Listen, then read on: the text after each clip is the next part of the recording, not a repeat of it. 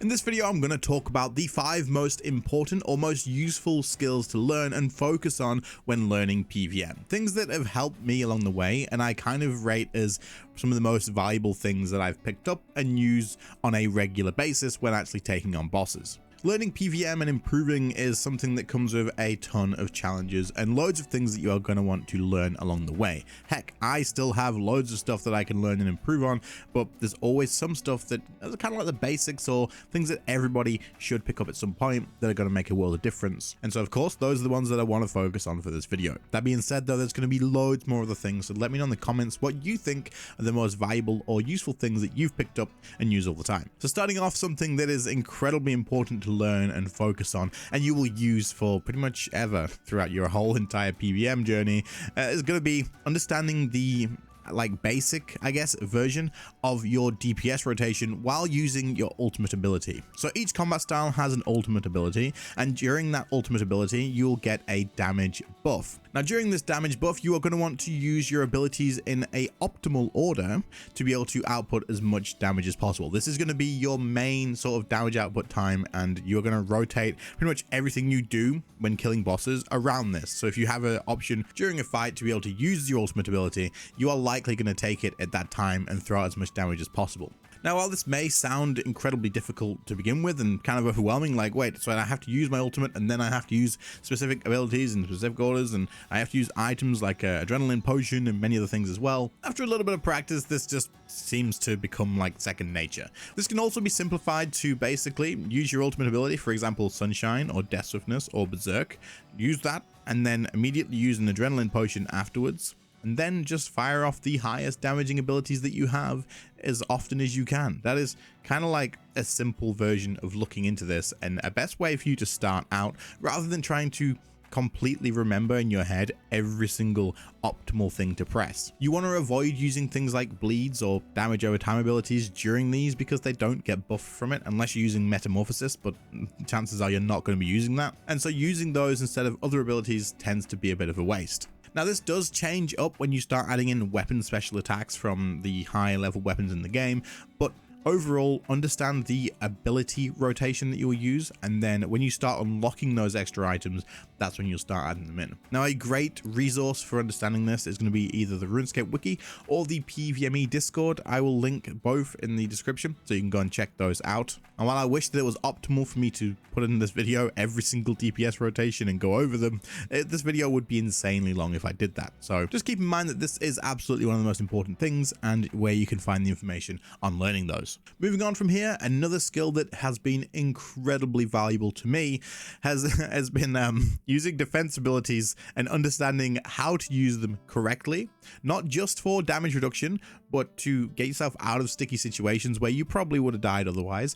But also, there is options where using defense abilities will actually help increase the amount of damage that you can output as well. So understanding how defense abilities work and understanding like all of their uses, not just the base version of like, oh, well, if I use resonance, I get a heal, or if I use reflect, I reduce my damage.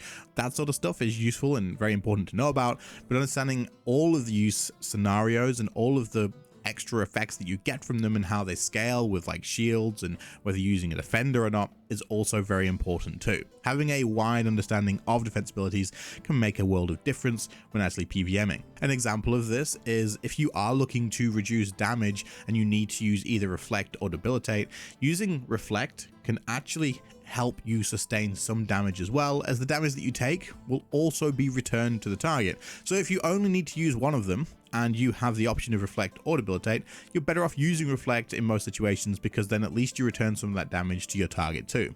But it's also worth noting that if you use a reflect and a resonance, you will heal from a single hit, but you'll also return the damage that you took. So you took damage, you healed from it, but you also reflected that damage that you healed from back to the target too. And also, of course, knowing things like when you use devotion, which makes your defensive prayers, your protection prayers, or reflect prayers do 100% damage reduction, knowing that if you kill a target while that is active, you actually extend the duration by a short amount too, and this can happen multiple times. Things like these make a world of difference, and there is so many things to understand as well. Another example is using divert to increase your adrenaline so you can then output an extra ability that maybe you wouldn't have been able to do if you didn't use this. or using resonance in a situation where it doesn't heal because it's a typeless hit, but it will still block the actual damage that you would have taken. Maybe timing surge, even though not a fully defensive ability, it kind of still feels defensive because you can use it to dodge certain abilities in the game, reducing the damage that you take down to absolutely nothing. Or understanding that barricade will pretty much keep you alive through absolutely anything except maybe some instant kill mechanics. Understanding how these work not only keep you alive in fights because of like you reduce the damage and you save yourself some food, but you can increase the actual kill efficiency that you do. And also sometimes when you're doing a boss, things just go wrong. You can expect to go in and do the same thing in and out every single time, but if you press a button, or maybe you just don't do as much damage as you normally would, or you stand in the wrong place, sometimes things go up in the air and you just need to react quickly. Knowing that, hey look, I actually have 100% adrenaline, everything is going terribly right now, let me just chuck on barricade, and then I can use soul split while I'm barricaded to heal up a little bit. I know I'm not going to take any damage, I can recover from this. I cannot count the amount of times that I have been out of food, if for example at Keropac in hard mode, and I thought this fight's pretty much over. There's no way I'm gonna get to the end of this. But if you just use your defensive abilities correctly, in fact, you can do that whole fight with no food whatsoever, and you can still save the kills even when they do go terribly. To me, defense abilities are insanely valuable, and if you don't understand them inside out as a PVMer, definitely spend some time understanding how they work, reading them, and thinking of scenarios that they may actually be useful. Another super valuable skill to actually learn and understand fully is inventory building, or preset building, I suppose you could say, for specific boss fights. Now, a lot of boss fights will have very similar basic sort of inventory building, or items that you will bring along to a fight, as a simpler way to say it. And this is going to be useful to know because then you can have a starting point for everything. But some bosses or some encounters are going to have different things that will become super valuable and useful in different situations. And this will only change in the future whenever Jagex releases different items or different potions, if they ever do so. So understanding how to build inventories and what useful items could be like valuable to bring to an actual encounter are going to be a incredibly useful set of skills to have, especially when dealing with, for example, new boss releases. If a new boss releases, you don't really know anything about them until you take them on. But it is incredibly valuable to be able to get into that encounter and go, you know what would be really useful here? Actually, I should bring along a vitality potion, or I should bring along an acceleration potion so that I can use surge whenever the hell I want and it's off cooldown. Or maybe even for the next boss, who knows, the fact that you don't need to use your shield to use defensive abilities, maybe you need to actually bring one along in the future because you can still reduce the damage by more, as it's not as effective without them. Recognizing quickly that dragon fire protection or anti-poison could be really useful as well is another thing that is worth mentioning, and knowing whether it's worth bringing extra blubber jellyfish or brew flasks, or maybe you need some more prayer potions as well. All of these things are incredibly useful to know about and to sort of have an understanding of why you're bringing these certain items, but it doesn't even stop there. There is an insane amount of invention perks in the game too, so having switches can be useful, and you may not want to bring tons of switches, but maybe swapping out your perks before you even start a fight could be useful at a certain place compared to another, or having a different item in your inventory that could just add a lot of value. For example, I tend to not bother bringing an elven ritual shard to most boss encounters because it doesn't really last long enough for it to be a big deal. However, places like doing Zook, you are absolutely going to have some value in bringing one of those along if you don't have, for example, a blessed flask. This is going to give you some nice prayer regen through the entire thing, and it's a drawn out long fight, so it could definitely have a lot of value. Knowing how to properly set up a preset or an inventory before you go into a fight is huge, and missing out on things like adrenaline potions, weapon poison if it affects the boss, maybe bringing a different scripture than you normally would. Don't just bring the same one to every single fight. Bringing the correct familiar to a different place and making sure you have any other necessities as well will make a world of difference. The amount of times I've seen people go into a boss fight with just an overload, a prayer potion, and an inventory of sharks, and then really struggle because they're missing out on like 10 easy things that they could have taken advantage of. For example, vulnerability bombs. Definitely worth it, trust me. You want to make sure you have everything you need before you enter the boss fight.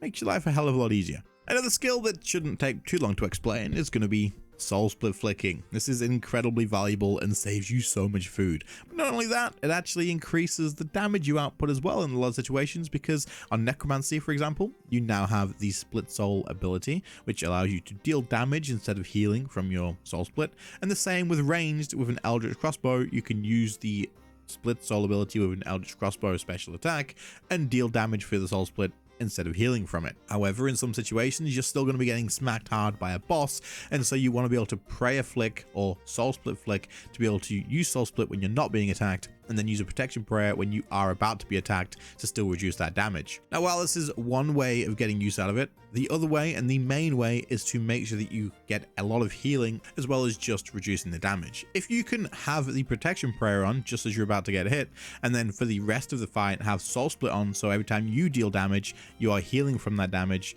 you are going to be being a hell of a lot more efficient and getting so much health back. You probably won't even realize how much you actually heal from this. It is massive, especially if you're using things like bleeds or damage over time, or things like great concentrated blast or magic.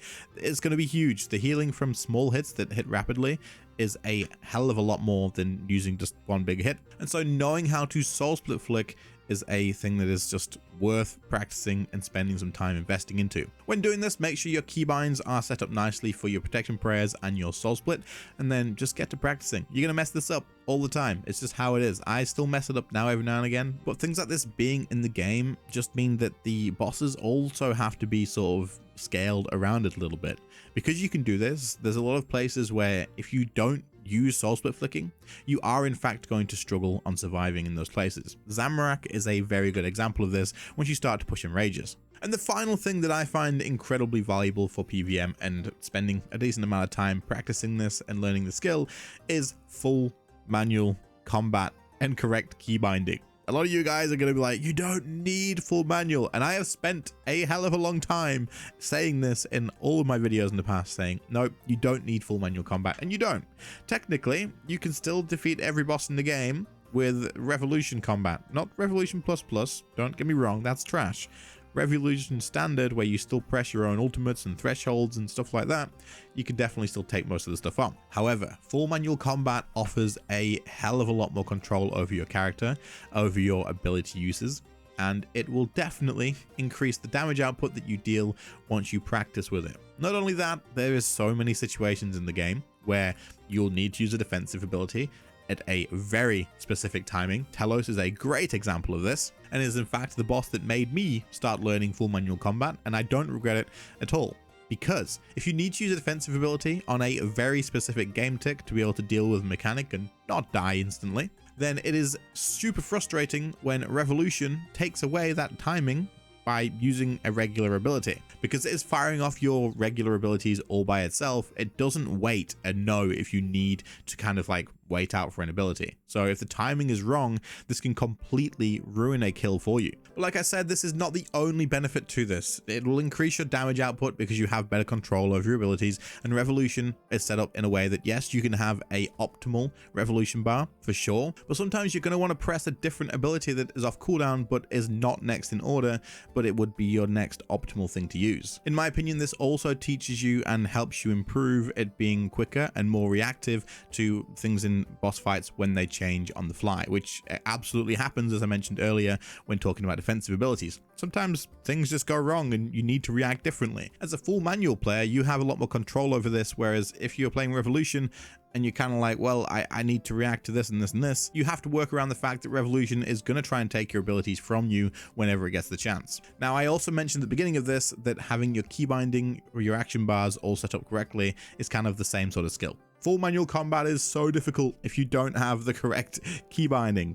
Key bindings are super important, and you should definitely have a nice long thought about what would work best for you. These are all going to be personalized, and some things are going to be easier to press for you than it would be for me. For example, I like to have all of my defense abilities on the Alt keybind. So I'll press Alt E for like resonance, Alt R for reflect, Alt D for devotion, and that sort of stuff. However, a lot of other people may think, no, I don't want to have to press Alt and another key for my defense abilities because they're too valuable. So I just want to press E or D or R or F or whatever. I have F for food, R for restore as well, and many other people argue that that's not a good idea. So these are all personalized, but having them set up in a way that makes sense to you is super important. So make sure to spend a bit of time thinking about what makes sense, grouping them all together nicely so that it makes sense in your head and you don't have to think, wait, where did I keybind this ability to? And then when you start learning full manual, it'll make your life a hell of a lot easier. And those are the things that I think are probably some of the most valuable skills to have when learning or improving or just being a PVMer in general. Let me know what you guys think in the comments. And other than that, I'll catch you all in the next one. See you later, guys. Have a good one. Bye.